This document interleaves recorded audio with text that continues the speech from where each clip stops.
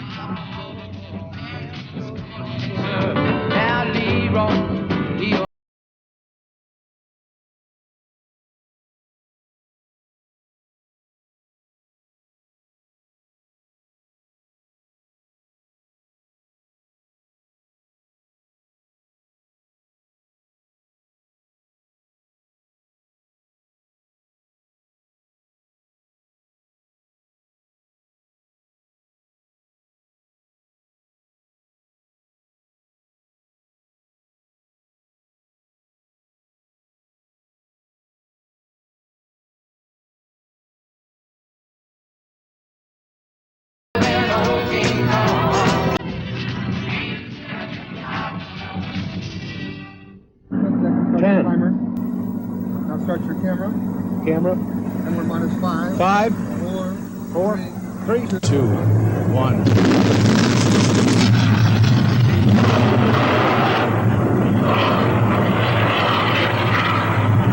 Come on! Okay, Evel, stay with the bird. Stay with the bird. It looks like you're going to go into the canyon. You had a premature shoot. You have a good shoot on you. Come on. Stay with the vehicle. Stay with the vehicle. Put your visor up as you can. You cannot see it now. There she goes, beneath the rim of the canyon. It's going to crash, obviously, into the river. Main sheet is okay, though. She's coming down about 17 feet per second. Slowly going down. Just cleared the rocks, thank God. It looks like he is in the water. Robert Craig Knievel appears to have landed in the Snake River. Well, the weather's a little bit different than it was that day. Spring seems to be coming a little bit late this April to the Snake River Canyon.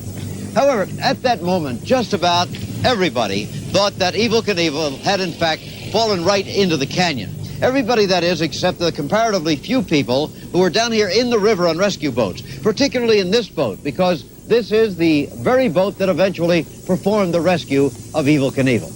They saw something different. What the men waiting below here in that rescue boat actually saw was this.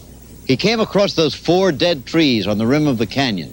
Already they could see that the parachute was beginning to deploy because of the malfunction right on the moment of takeoff.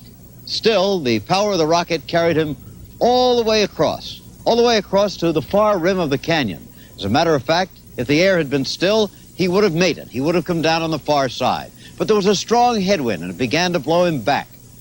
How many disastrous places he could have come down, you can't imagine. It could have blown him right into this sheer rock face, almost certain death or certainly serious injury. As I said, he could have come down right in the middle of the Snake River. And if that had happened, the men who actually rescued him tell me that, well, it probably would have been all over. They don't think they could have gotten to him in time to rescue him while he was still in that capsule.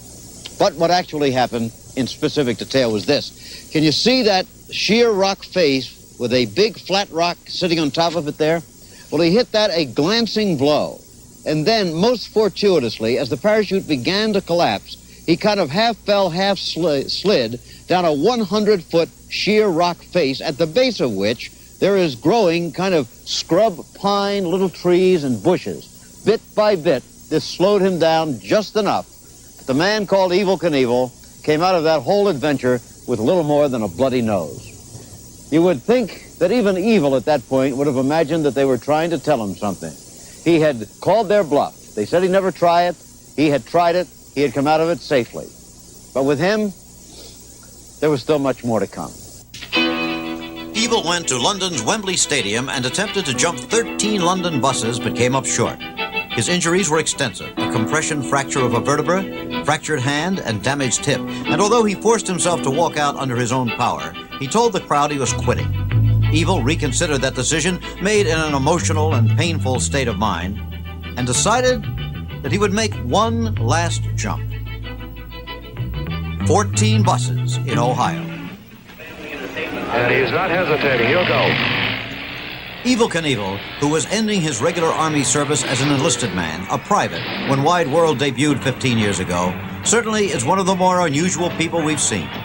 He's built an offbeat career which didn't begin until 1966 into a merchandising goldmine featuring a line of toys. One movie has already been made about his life, and he's about to start making another in which he is to star. The title, Viva Knievel.